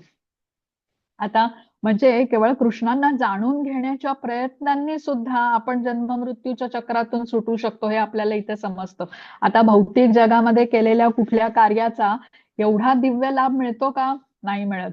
तर साक्षात परम पुरुषोत्तम भगवान श्रीकृष्णांच्या बद्दलचं हे ज्ञान आहे आणि तेच आपल्याला जन्म मृत्यूच्या चक्रातून सोडवू शकतं. म्हणूनच आपण श्रद्धेने, विश्वासाने भगवंतांची ही दिव्य वाणी जी भगवद्गीता आहे त्याचं श्रवण पठण केलं पाहिजे. तर ज्याने कृष्णांचं हे जन्माचं आणि कर्माचं दिव्य स्वरूप जाणलं त्याला समजतं की माझ्या शरीरासारखं कृष्णांचं शरीर नाहीये. जन्माचं आणि कर्माचं दिव्य स्वरूप जाणणारा व्यक्ती हा भक्तच असू शकतो. तो श्रद्धेने हे ज्ञान प्राप्त करतो आणि अशा भक्ताला समजतं की कृष्णांचं स्वरूप हे दिव्य स्वरूप आहे. दुसरी गोष्ट त्याला काय समजते की कृष्ण हे स्वामी आहेत, सर्वश्रेष्ठ आहेत आणि मी त्यांचा सेवक आहे.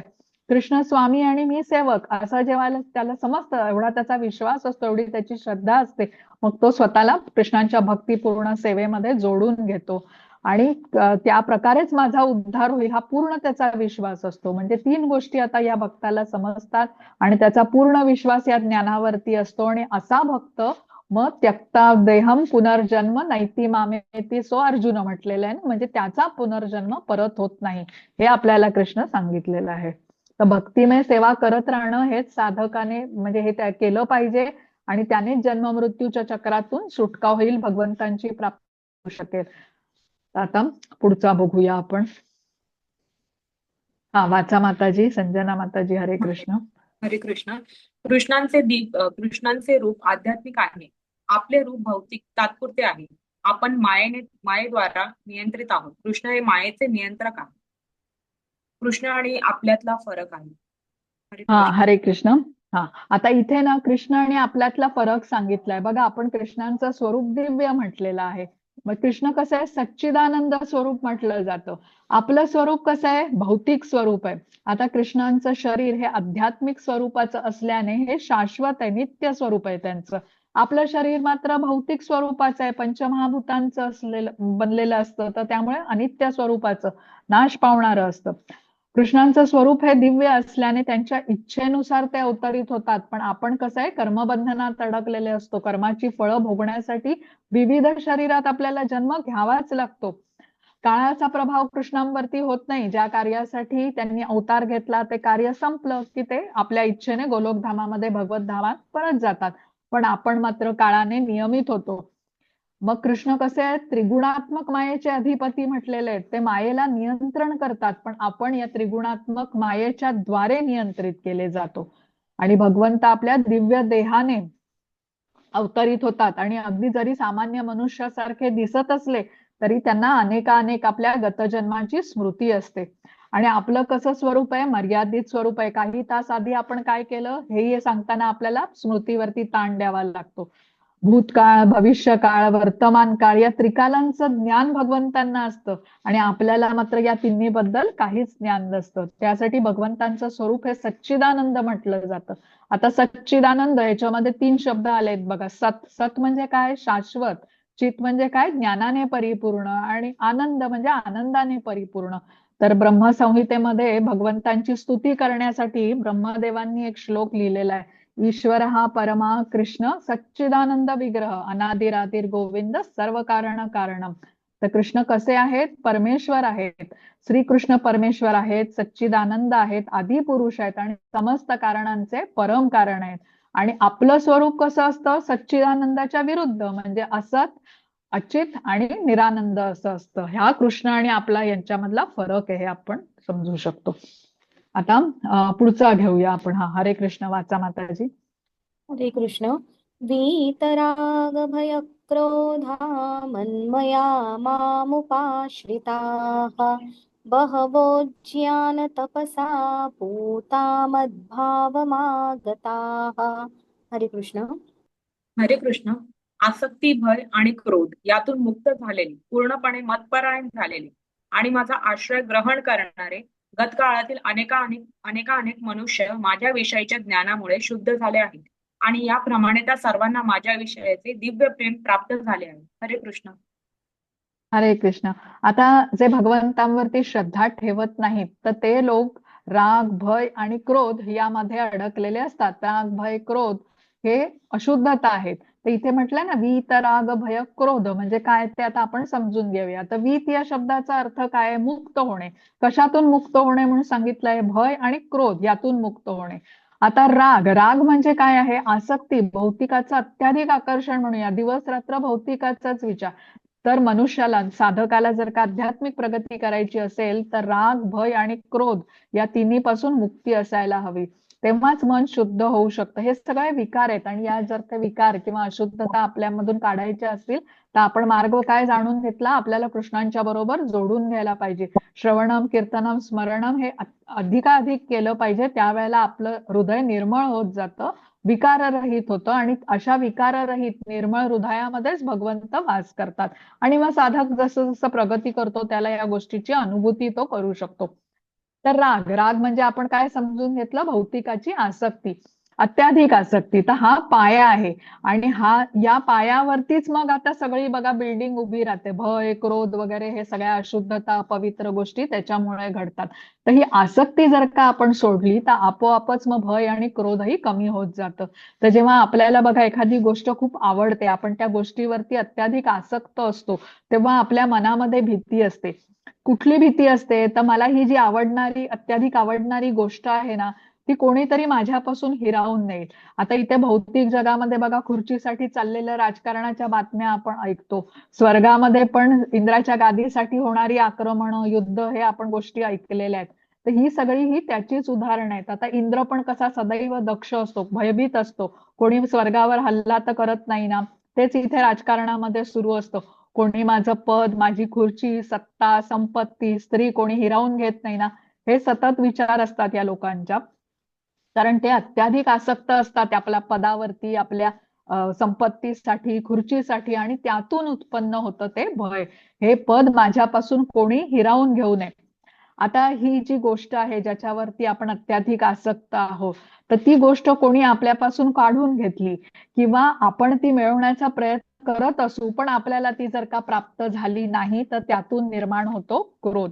म्हणून राग जो आहे ना त्याला आसक्तीला पाया म्हटलेला आहे, कारण त्यातूनच भय आणि क्रोध उत्पन्न झाले. तर या भौतिकाच्या आसक्तीमुळेच आपलं मन आणि इंद्रिय दूषित होतात आणि आपण भौतिकामध्ये अडकतो. पण हरिनामाचं श्रवण कीर्तन जे आहे ना या भौतिकाच्या आसक्तीला अलिप्त व्हायला सहाय्य करतं. तर आपण इथे कृष्ण म्हणतात ना की अनेक मनुष्य माझ्या विषयीच्या ज्ञानामुळे शुद्ध झालेले आहेत. आपण जो आधीचा 9वा श्लोक बघितला ना, जन्म कर्म च मे दिव्यम एवं यो वेत्ती तत्वतः. तर अनेक मनुष्य माझ्या विषयीच्या ज्ञानामुळे शुद्ध झालेले आहेत. आणि जसं आता कुठल्या असाध्य व्याधीवरती आपल्याला कोणी वैद्याने म्हणजे औषध सांगितलं, तसंच कृष्ण इथे सांगतायत की त्यांच्या विषयीचं दिव्य ज्ञान प्राप्त करून अनेक साधकांनी त्यांच्या लोकाची म्हणजे कृष्णधामाची प्राप्ती करून घेतलेली आहे. तर त्यासाठी हे दिव्य ज्ञान आपल्याला प्राप्त करणं खूप आवश्यक आहे. म्हणजे भगवद्गीता, श्रीमद भागवतम ह्याचं श्रवण पठणम आपण जेवढं करू तेवढा आपली प्रगती होईल. भौतिक जगामधल्या बघा बातम्या आपण टीव्हीवरती बघतो, वर्तमानपत्रात वाचतो, ते ऐकून आपलं मन अस्वस्थ होतं.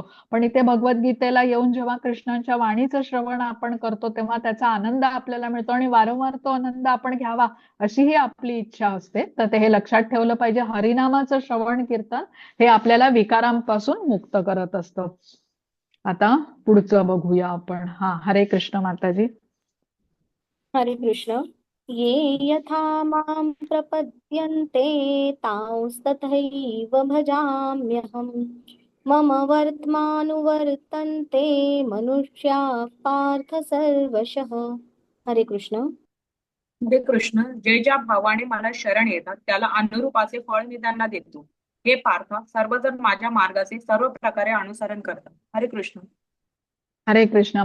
तर कृष्णांविषयीचं जे हे ज्ञान आहे ना, तर आपल्याला हे निश्चित शुद्ध करत जातं. आणि भगवद्गीता, श्रीमद भागवतम हे जेव्हा आपण वाचतो ही इंद्रियांची एक तपस्या होते, जी आपल्या आत्म्याचं शुद्धीकरण करत असते. भक्तिमय जीवनामध्ये आपण त्याद्वारे प्रगती करतो.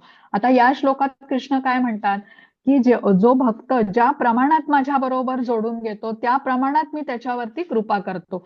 जसं आता उदाहरण घेऊया बघा, शाळेमध्ये वर्गात जी मुलं असतात, काही मुलं वेळच्या वेळी गृहपाठ करतात, वर्गामध्ये शिक्षक जे शिकवतात तिथे लक्ष देतात, ती मुलं शिक्षकांना विशेष आवडतात. पण काही मुलं जी मागच्या बाकांवर बसलेली असतात, गप्पा टिंगल टवाळ्या करतात, खोड्या काढत असतात, शिक्षक त्यांना ओरडतात, म्हणजे वेळ पडली तर त्यांना शिक्षाही करतात आणि वर्गात लक्ष द्यायला सांगतात. आता हे खरं तर मुलांच्या हितासाठी आहे, शिक्षकांनी जे सांगितलेल्या सूचना आहेत. पण ही मुलं कशी असतात, ती वेगळा विचार करतात. त्यांचा विचार कसा असतो की शिक्षक आमच्या वर्गातल्या काही मुलांकडेच जास्त लक्ष देतात, चांगले मार्क्स त्यांना देतात, त्यांचंच कौतुक करतात. पण आता ही मुलं वेळच्या वेळी अभ्यास करतायत, शिक्षक जे सांगतात तिथे लक्ष देतायत, अभ्यास करतायत, इथे हे बघत नाही, टिंगल टवाळ्या खोड्या करण्यामध्ये ह्यांचा वेळ जातो, अभ्यासातही ते लक्ष देत नाही. म्हणजे तसेच हे आसुरी प्रवृत्तीचे लोक असतात. भगवंतांनी जे सांगितलं त्याच्या विरुद्ध ते वागतात. म्हणून इथे भगवंत म्हणतात की ज्याचा जसा मनोभाव असेल त्याला अनुकूल असं फळ मी देतो. आपल्याला समजतं की भगवंत जे आहेत ना साधकाच्या बरोबर त्या सेवेची नोंद घेतात. जो काही भक्त सेवा करतो त्या छोट्या सेवेची नोंद भगवंत घेतात आणि त्यांच्याबरोबर आदान प्रदान करतात. हे आपल्याला या श्लोकावरून व्यवस्थित समजू शकतं बघा. म्हणजे जसा भाव असेल भक्ताचा त्या प्रमाणात कृष्ण आपल्या बरोबर आदान प्रदान करत असतात. आता आपल्याला कित्येक भक्त माहिती आहेत, माता यशोदा, भक्त हनुमान, अर्जुन किंवा गोपी किंवा कृष्णांचे सर्व गोपसवंगडी, या सर्वांचा भाव एकमेकांपासून वेगळा होता बघा. माता यशोदा वात्सल्य रसामध्ये जोडलेली होती, भक्त हनुमान प्रभू रामचंद्रांच्या बरोबर दास्य रसामध्ये जोडलेले होते, अर्जुन हा कृष्णांचा मित्र होता, किंवा या गोपी ज्या होत्या सर्व माधुर्य रसामध्ये जोडलेल्या होत्या, किंवा कृष्णांच्या बरोबर ज्या गायी असत तर त्या शांत रसामध्ये जोडलेल्या होत्या. पण जसा या भक्तांचा भाव असतो त्याच प्रमाणात कृष्णही त्यांच्या बरोबर आदान प्रदान करतात. तर इथे चित्रामध्ये बघा कृष्ण गायीच्या अनेक गायी दाखवल्यात. या गोकुळातल्या गायी ज्या होत्या त्या कृष्णांना खूप स्नेह देत असत आणि कृष्णही या गायींवरती नितांत प्रेम करत असत. कृष्णांचं नावच आहे ना गोविंद. गोविंद म्हणजे इंद्रियांना सुख देणारा असं पण आहे आणि गायींना आनंद देणारा असाही गोविंदचा अर्थ आहे. गोपाल असंही म्हटलं जातं, जो गायींचं पालन करतो. तर कृष्णांना पण या गायींच्या बरोबर राहायला, वासरांना आनंद द्यायला खूप आवडत असे. तृणचर अनुगम असंही त्यांचं वर्णन भागवतम मध्ये केलं जातं. आता तृण म्हणजे काय, गवत, आणि तृणचर अनुगम म्हणजे गवत खाणाऱ्या या ज्या गायी आहेत त्यांच्या मागे मागे कृष्ण चालत असत. एवढे अनंत कोटी ब्रह्मांडाचे स्वामी पण गायींच्या पाठीमागे चालत असत ते. तर जेव्हा वर्णन आहे श्रीमद भागवतम मध्ये, ते तहानलेल्या गायी यमुनेच्या बाजूला जात असत चरत चरत, तर यमुनेचं पाणी प्रथम कृष्ण त्यांना पिऊ देत असत आणि मग ते स्वतः पित असत. या गायी अनवाणी चालतात म्हणून कृष्णही स्वतः काही पायामध्ये न घालता, म्हणजे चपला इत्यादी न घालता चालत असत. आणि यशोदा मातेला काळजी वाटत असे की कृष्णाचे श्रीचरण इतके कोमल आहेत आणि त्यांना काटे लागतील, दगड बोसतील त्यांच्या कोमल पावलांना, म्हणून ती कृष्णांना सांगत असे की तू चपला घाल, पण ते घालत नसत कारण माझ्या गायी घालत नाहीत. तर गायींच्या मागे मागे अशा प्रकारे पूर्ण वनांमध्ये कृष्ण जात असत. म्हणजे गायींवरती खूप नितांत प्रेम करत असत बघा. आणि धामाचं नाव पण काय आहे, गोलोक धाम आहे. जिथे गायी चरायच्या ते गोवर्धन पर्वत आहे. तर म्हणजे चित्रात इथे बघा आपण बघतोय ना की कृष्णांचं गायी वासरांच्या समोर बरोबर आपण अनेक चित्र असतात जिथे कृष्ण गायींच्या बरोबर बसलेले आहेत किंवा गायींच्या बरोबर उभे आहेत. तर जेव्हा या ज्या गायी होत्या ना त्यांना पण समजलं की कृष्ण आम्ही अनवाणी चालतो म्हणून तेही पायात काही घालत नाहीत. तर सगळ्या या 9 लाख गायी होत्या पूर्ण सगळ्या वृंदावनामध्ये पसरल्या, म्हणजे वेगवेगळ्या ठिकाणी वनामध्ये गेल्या आणि आपल्या खुरांनी ते मातीमधले जे छोटे छोटे दगड होते त्याच्यावरती खूर घासून घासून त्यांनी ह्या म्हणजे बारीक माती केली ह्या दगडांची, म्हणजे कृष्णांच्या कोमल श्रीचरणांना दगड बोचू नये यासाठी. तर म्हणून गायींच्या अशा करण्याने त्या व्रजभूमीतली जी माती आहे ती आजही खूप मृदू मुलायम अशी आहे. तुमच्यापैकी कोणी जर का वृंदावनमध्ये गेलं असेल त्याचा अनुभव घेतला असेल. तर या श्लोकातून आपण समजून काय घेतो की बघा प्रत्येक आत्म्याकडे हा चॉईस आहे, हे स्वातंत्र्य आहे की त्यांना कृष्णाकडे जायचं आहे की नाही आणि किती प्रमाणात जायचंय. आता 2 वेगळ्या जीवात्म्यांच्या बरोबर कृष्ण आदान प्रदान करत असताना भेदभाव करीत नाहीत. म्हणजे कृष्णांची इच्छा म्हणून एका जीवात्म्यालाच अधिक दिलं, दुसऱ्याला कमी दिलं असं नाहीये. जेवढी जीवात्म्याची श्रद्धा असेल त्या प्रमाणात कृष्ण प्रदान करतात. म्हणजे एखाद्याला जर का आता भौतिकामध्ये रमायचं असेल तर कृष्ण त्याच्या इच्छेच्या आड येत नाहीत आणि त्याचं अनुकूल असं फळ त्याला देतील.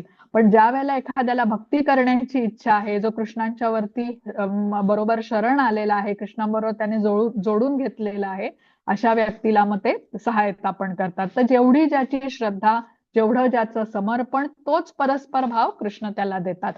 पण स्वातंत्र्य प्रत्येक जीवात्म्याकडे निवड करण्याचं की आपल्याला कृष्णाकडे जायचं आहे का नाही. आता जे अभक्त आहेत बघा, जे कृष्णांवरती श्रद्धा ठेवत नाहीत तेही सतत कृष्णांचं स्मरण करत असतात, पण ते प्रतिकूल भावाने करतात. जसं कंस आहे, रावण आहे, शिशुपाल आहे, तेही सतत म्हणजे कंसाने आणि शिशुपालाने कृष्णांच्या शिवाय त्यांचे विचारच नव्हते, पण प्रतिकूल भावात होते.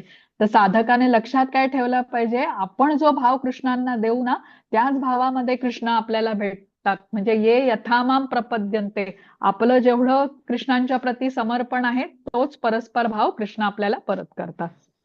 हरे कृष्ण. संजना माताजी. माताजी हरे कृष्ण. मनुष्य या जगात सकाम कर्मामध्ये सिद्धीची इच्छा करतात आणि म्हणून ते देवतांची आराधना करतात. अर्थात मनुष्यांना या जगात सकाम कर्मापासून त्वरित फळ प्राप्ती होते. हरे कृष्ण. हरे कृष्ण. आता या श्लोकामध्ये काय सांगितलेलं आहे की मनुष्य या जगात सकाम कर्मांमध्ये सिद्धीची इच्छा करतात. आता आपण म्हटलं भौतिकाकडे जे आसक्त असतात लोक, वीतराग भय क्रोध, याच्यातून जे लोक म्हणजे भौतिकाच्या आसक्तीमधून मुक्त होतात ते कृष्णांबरोबर जोडले जाऊ शकतात. आणि ज्या प्रमाणात ते कृष्णांबरोबर जोडले जातात त्याचं अनुकूल असं फळही मिळतं.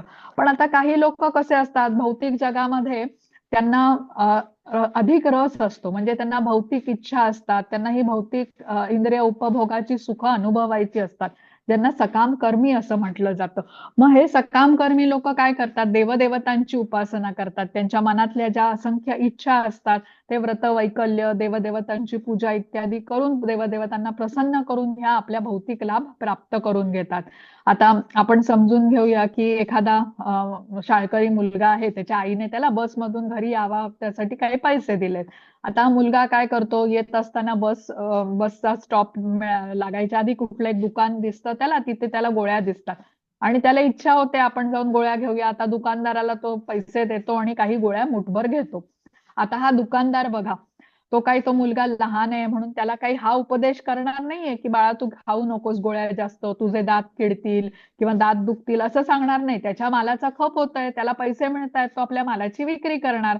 देवदेवतांचं हे असं होतं, हे भौतिक लाभ आपल्याला मिळतात. आपण जेव्हा त्यांची व्रत वैकल्य करतो तर त्यावेळेला जे लाभ मिळतात ते कालांतराने आपल्याकडून निघून जातात, तात्पुरत्या स्वरूपाचे लाभ मिळतात. म्हणजे ज्या गोष्टी प्रेयस असतात ना, म्हणजे काही काळ आनंद देणाऱ्या, असे लाभ आपण देवदेवतांना प्रसन्न करून प्राप्त करू शकतो. पण कृष्ण कसे आहेत, ते परम कल्याण करतात आपलं. जीवासाठी जे श्रेयस्कर असेल, श्रेयस्कर म्हणजे काय, सर्वतोपरी हिताचं जे असेल ना तेच करतात. म्हणजे आपल्या माता पित्यांसारखे, जसं कोणी आता लहान मुलगा रस्त्याच्या कडेला उभ्या असलेल्या एखाद्या गाडीवरून काहीतरी खाद्यपदार्थ खाण्यासाठी हट्ट करू लागला आणि त्याने त्या गाडीवाल्याकडे जरी जाऊन मागितला तरी तो गाडीवाला देऊन टाकतो, कारण त्याच्या आपण म्हटलं सामानाची विक्री होत असते. माशा जरी बसला असल्या तरी कोणाला विकत घेण्यापासून तो थांबवत नाही.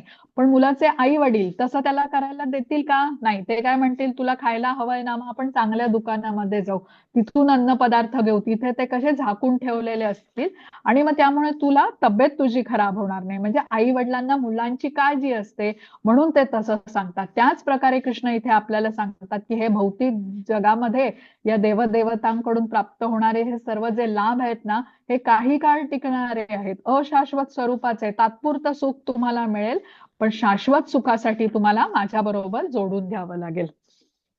आता पुढचा बघूया. हरे कृष्ण माताजी.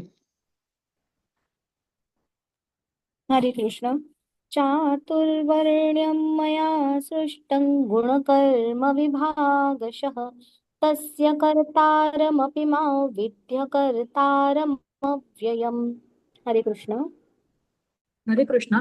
भौतिक प्रकृतीचे 3 गुण आणि त्यांना अनुरूप अशा कर्मांना अनुसरून मी मानवी समाजाचे 4 विभाग निर्माण केले आहेत. जरी मी या व्यवस्थेचा कर्ता असलो तरी मी अव्यय असल्यामुळे अकर्ताच आहे, हे तू जाणून घे. हरे कृष्ण. हरे कृष्ण. आता भगवंत हे या ब्रह्मांडाचे निर्माता पण आहेत, सर्व गोष्टींचा उगम त्यांच्यापासून होतो, तसंच ते नियंत्रक पण आहेत. तर इथे कृष्णांनी काय सांगितलंय की सामाजिक सुव्यवस्थेसाठी वर्णाश्रम पद्धतीची त्यांनी योजना केली. या योजनेचे उत्पत्ती करता पण कृष्णच आहे. तर कृष्ण काय सांगतात की समाजाची विभागणी ही 4 वर्णांमध्ये करण्यात येते. तर कुठले 4 वर्ण, तर ब्राह्मण, क्षत्रिय, वैश्य आणि शूद्र. आता ही विभागणी कशाच्या आधारावर होते, तर ही गुणकर्म विभागशः हा शब्द आहे बघा. चातुर्वर्णम मया सृष्टम गुणकर्म विभागशः असं म्हटलेलं आहे. तर कोणते गुण आहेत हे, तर प्रकृतीचे 3 गुण, सत्वगुण, रजोगुण आणि तमोगुण, यांच्या आधारावरती ही विभागणी केली जाते. आता हे जे प्रकृतीचे 3 गुण आहेत ना, याच्याबद्दलचं अजून सखोल ज्ञान आपण जसं जसं भगवद्गीता पुढे शिकू तसं तुम्हाला मिळत राहील. पण आता समजून घेताना लक्षात घ्या की प्रकृतीचे हे 3 गुण असतात, सत्वगुण, रजोगुण आणि तमोगुण. आणि प्रत्येक माणसामध्ये हे तिन्ही गुण उपस्थित असतात. पण या 3 गुणामधला कुठला तरी एक गुण त्या व्यक्तीमध्ये प्रबळ असतो. आणि हा जो प्रबळ गुण असतो ना, तर त्या गुणामधली जी कर्म असतात ती माणूस तो सहजपणे करू शकतो. जसं ज्या व्यक्तीमध्ये सत्वगुण प्रबळ असतो त्या व्यक्तीला ब्राह्मण म्हटलं जातं. ज्याच्यामध्ये रजोगुण प्रबळ असतो तो क्षत्रिय असतो. आता रजोगुण आणि तमोगुणाचं मिश्रण असलेला वैश्य असतो आणि ज्यामध्ये तमोगुणाचं प्राबल्य असतं त्याला शूद्र म्हटलं जातं. तर हे गुणांच्या आधारावरती कृष्णांनी ही रचना केलेली आहे. आपल्याला माहितीये की ते पालनकर्ता पण आहेत आणि रचयिता पण आहेत आणि भौतिक जगाचं कार्य सुरळीत सुरू राहावं या उद्देशाने गुणांच्या आधारावरती हे 4 विभाग त्यांनी केलेले आहेत. आता आपण समजून घेतलं की सत्व गुणामध्ये ब्राह्मण असतो, म्हणजे हा गुण ब्राह्मणामध्ये प्रबळ असतो. तिन्ही गुण असतात सगळ्यांमध्ये, पण जो गुण प्रबळ असतो त्याचं म्हणजे ते जास्त दिसतो तो.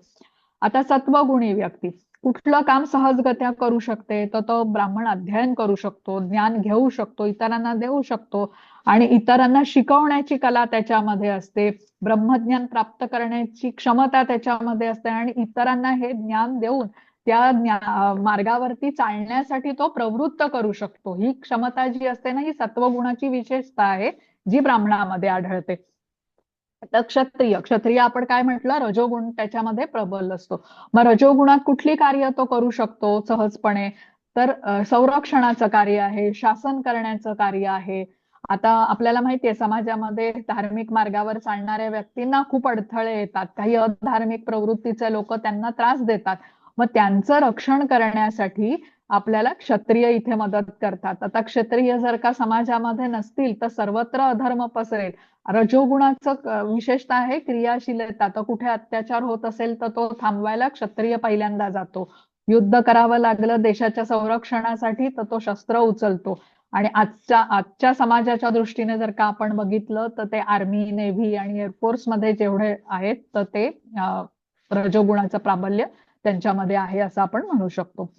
आता वैश्यामध्ये आपण काय म्हटलं, रजोगुण आणि तमोगुण हे दोन्ही गुणांचं मिश्रण असतं. तर वैश्यासाठी कार्य कुठली सांगितली आहेत, कृषी, गौरक्षा आणि वाणिज्य.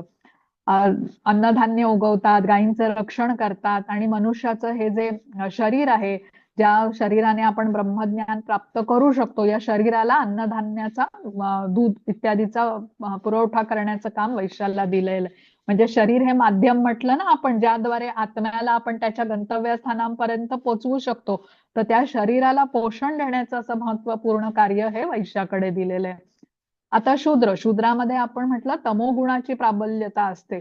तर ब्राह्मण, क्षत्रिय, वैश्य या तिघांकडेही तो सेवक म्हणून कार्य करू शकतो. आता सगळ्यांनाच काय सगळी कार्य करायला जमतात असं नाही बघा. ब्राह्मणासारखी प्रखर बुद्धी शूद्राकडे नसते किंवा क्षत्रियासारखी लढाऊ वृत्ती त्याच्याकडे नसते.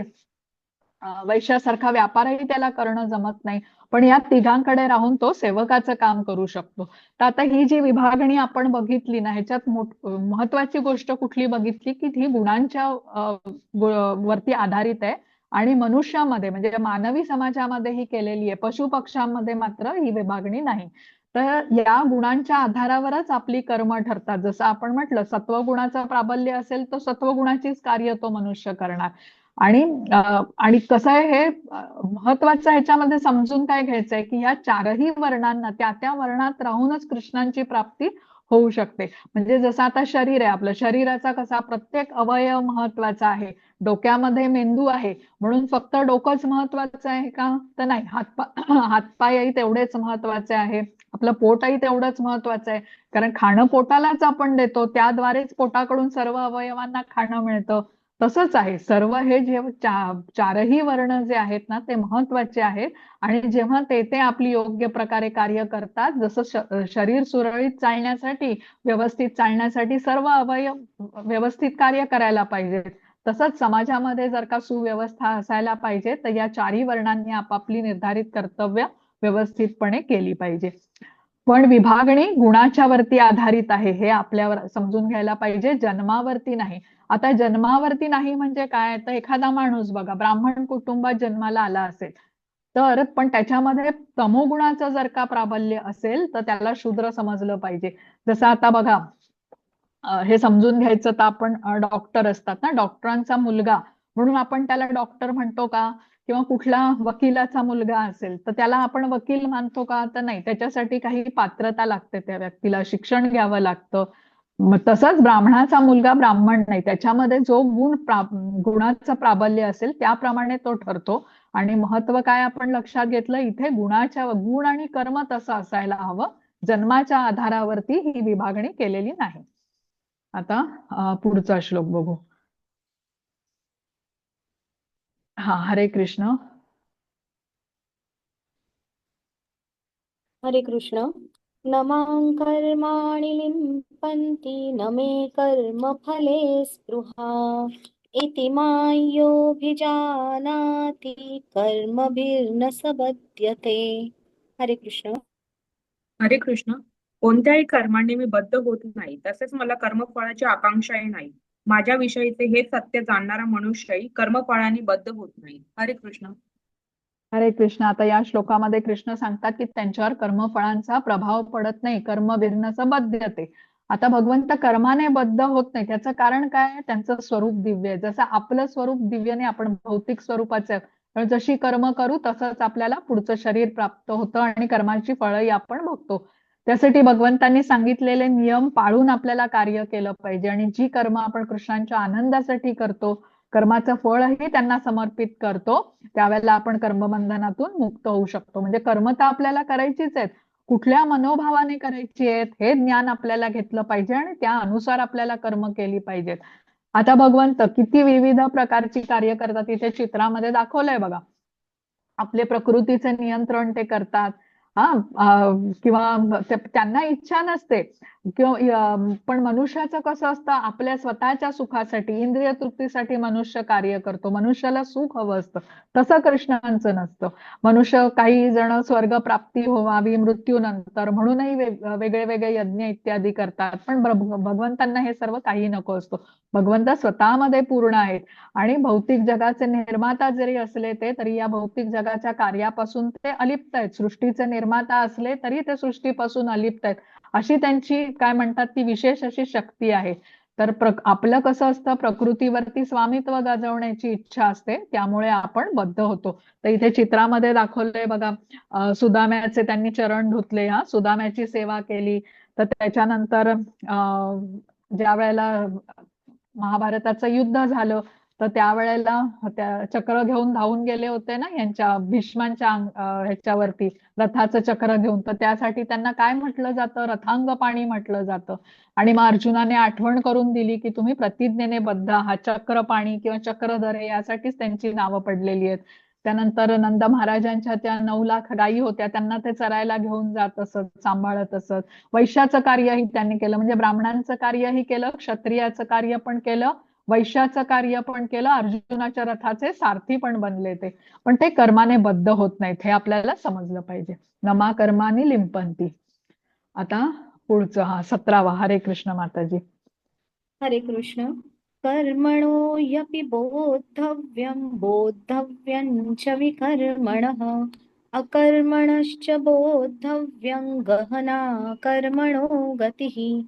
हरे कृष्ण. हरे कृष्ण. कर्माच्या गुंतागुंती समजणे अत्यंत कठीण आहे, म्हणून मनुष्याने कर्म, विकर्म आणि अकर्म म्हणजे काय आहे हे योग्य रीतीने जाणले पाहिजे. हरे कृष्ण. हरे कृष्ण.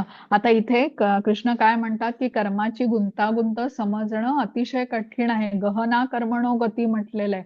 आता बघा, कृष्ण आपल्याला ज्ञान देत आहेत आणि ते स्वतःच म्हणतायत की इथे लक्ष द्या, आम्ही काय सांगतोय ते. गहना कर्मणो गती आहे, कर्माची गुंतागुंत समजणं शक्य नाहीये. त्यासाठी मनुष्याने कर्माबद्दलचं ज्ञान घेतलं पाहिजे की कुठलं कर्म केल्याने कुठलं फळ मिळू शकतं. आता आपण 3 प्रकारची कर्म जाणतो बघा. कर्म म्हणजे काय, चांगल्या प्रकारची कर्म किंवा सकर्म म्हणूया, जी शास्त्रांनी ज्यांना मान्यता दिलेली आहे, वेदांच्या अनुसार शास्त्राच्या प्रमाणे केलेली कर्म. आणि या कर्माचं फळ काय प्राप्त होईल, तर पुण्यप्राप्ती होईल. मग विकर्म असतात. विकर्म म्हणजे काय, की शास्त्राच्या विरुद्ध केलेली कर्म, जसं चोरी करणे, हत्या करणे कोणाची. आता ही चुकीच्या प्रकारची कर्म असतात, त्यामुळे त्याची प्रतिक्रिया ही तशीच मिळू शकते. आता एखादा व्यक्ती बघा मांसाहार करत असेल, आता ह्या मांसाहारी व्यक्तीला अनियंत्रितपणे मांसाहार करण्याची एवढी आवड आहे, तर कृष्ण काय म्हणतील की पुढच्या जन्मात ह्याला मी वाघ बनवेन, जिथे त्याला अजून अनियंत्रितपणे अजून चांगल्या प्रकारे हा मांसाहार करू शकतो.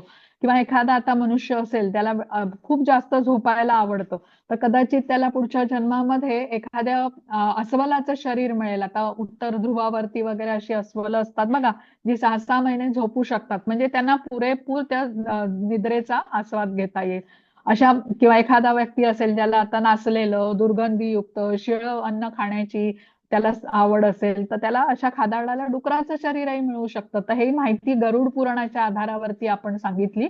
तर कर्म म्हणजे जी चांगली कर्म असतात ती शास्त्राच्या अनुसार केलेली कर्म आणि शास्त्राच्या विरुद्ध केलेली कर्मांना आपण विकर्म म्हटलेलं आहे. या दोन्हीची प्रतिक्रिया मिळते. चांगल्या कर्माची चांगली मिळते, वाईट कर्माची वाईट मिळते. पण अकर्म म्हणजे काय? कृष्णांच्या संतोषार्थ केलेली जी कर्म असतात त्याची प्रतिक्रिया मिळत नाही. कारण आणि त्यामुळे आपण कर्मफळाने बद्ध होत नाही. आता चांगल्या कर्माची चांगली प्रतिक्रिया म्हणजे पुण्यप्राप्ती झाली. पुण्यप्राप्तीचं फळ म्हणून आपल्याला स्वर्ग लोकाची प्राप्ती होऊ शकते. तिथे जाऊन आपण उपभोग घेतला, उपभोग घेता घेता आपला पुण्य संचय जेव्हा क्षीण होतो तर त्यावेळेला आपल्याला परत पृथ्वीवरती जन्म घ्यावा लागतो आणि परत सगळं सुरुवात करायची. आणि वाईट कर्माची वाईट प्रतिक्रिया म्हणून आपल्याला एखाद्या प्राण्याच्या शरीरात वगैरे पण जन्म मिळू शकतो.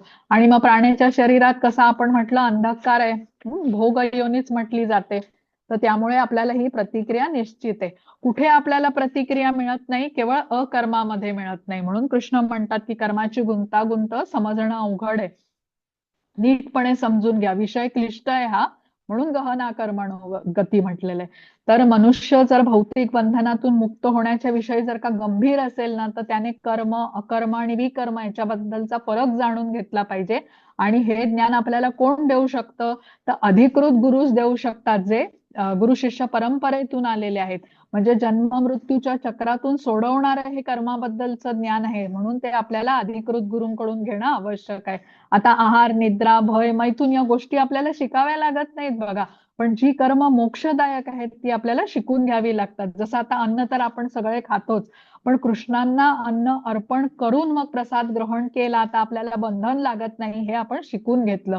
तर ही मोक्षदायक कर्माच्या बद्दल आपण जसं ज्ञान घेतो तसं जी आपल्याला बंधनाला कारणीभूत आहेत कर्म त्यांच्याबद्दलही ज्ञान आपल्याला घेतलं पाहिजे. जसं आता कोणी आजारी व्यक्ती असेल, आजारातून बरं होण्यासाठी तो डॉक्टरांकडे जातो तर औषधाबद्दलचं ज्ञान घेतो ना, की दिवसातून 2 गोळ्या घ्यायच्या, किती वेळा घ्यायच्या त्या, त्याचा काही साईड इफेक्ट होतो का हे तो विचारून घेतो. तसंच हा आजारातून परत आपल्याला जावं लागू नये म्हणून काय पथ्य पाळली पाहिजे, कुठल्या गोष्टी टाळल्या पाहिजेत हेही तो समजून घेतो. तसंच विकर्माच्या बद्दल आपल्याला जाणून घ्यायला पाहिजे, कारण ती आपल्या बंधनाला कारणीभूत होतात.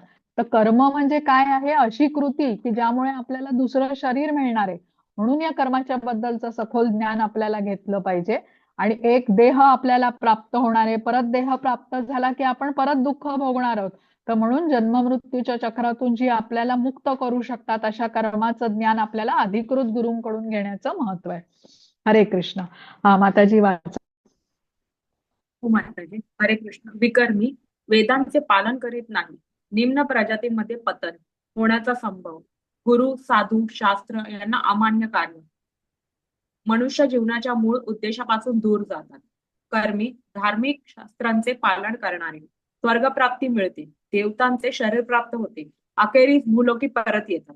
अकर्मी कृष्णाच्या भक्ती सेवेच्या स्तरापर्यंत उन्नती करतात, भौतिक लाभ प्राप्तीसाठी केलेल्या कर्मामुळे पुनर्जन्म होतो हे जाणतात. हरे कृष्ण. हरे कृष्ण. आता इथे कर्म, विकर्म आणि अकर्म याबद्दलची उदाहरणं दिली आहेत. आता तिसरं चित्र बघा, जिथे नारद मुनींचं आहे ते अकर्माचं उदाहरण आहे. कृष्ण भक्तीत केलेलं कर्म ज्याने आपली कर्मबंधनातून मुक्ती होते, मनुष्याची पुनर्जन्मातून सुटका होते आणि कृष्णधामाची प्राप्ती होते. नारद मुनींचं उदाहरण दाखवलंय. भगवंतांच्या आनंदासाठी सर्वत्र नाम, गुण, रूप, लीला यांचं गुणगान करत ते सर्वत्र भ्रमण करत असत. अनेकांना त्यांनी कृष्ण भावनेमध्ये जोडून पण घेतलेलं. ही सगळी अकर्माची उदाहरणं आहेत.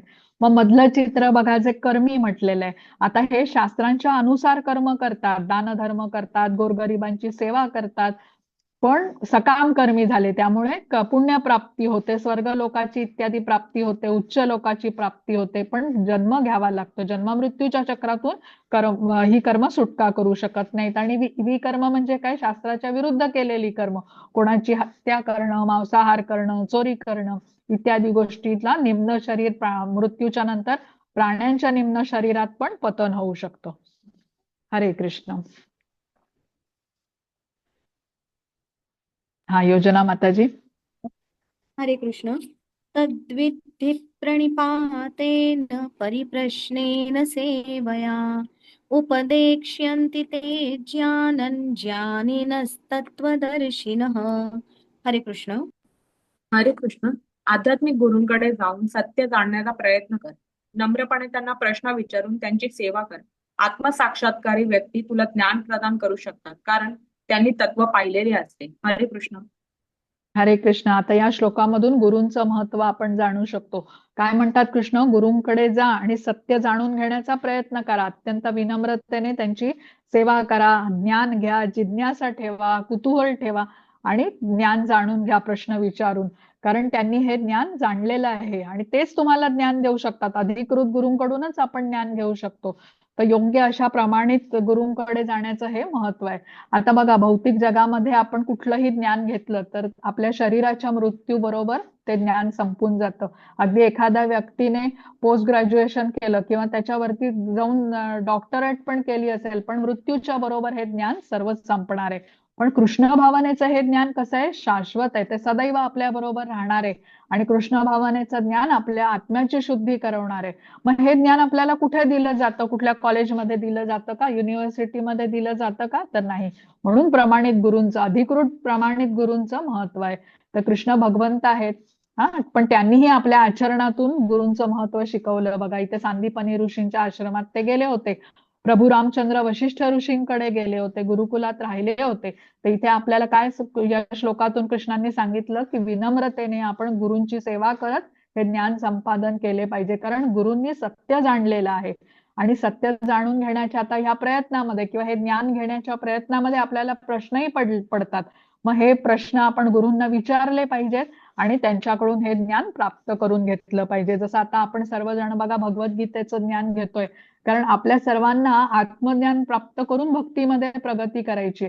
मग हे आत्मज्ञान प्राप्त करून कसं घेता येईल हे सांगणारा हा श्लोक आहे.